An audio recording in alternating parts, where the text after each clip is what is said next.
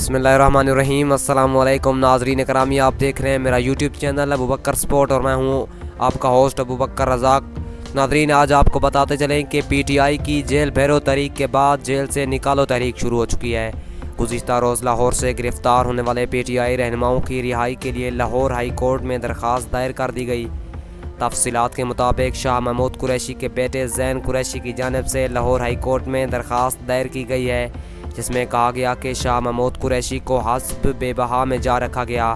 شاہ محمود کا کل حراست میں لیا گیا، لیکن بتایا جا رہا ہے کہ وہ کہاں ہیں۔ دوسری جانب اسد عمر سرفراز چیمہ، ولید اقبال، اعظم سواتی کے علاوہ ڈاکٹر مراد راس، جان مدنی، اعظم نیازی اور احسان ڈوگر کی بازیابی کے لیے بھی درخواستیں دائر کرائی گئیں۔ پی ٹی آئی رہنماؤں کی بازیابی کی درخواست تحریک انصاف کے اعجاز چودھری نے دائر کی۔ درخواست میں Indian national chief secretary home, آئی جی اور سی پی او کو فریق بنایا گیا۔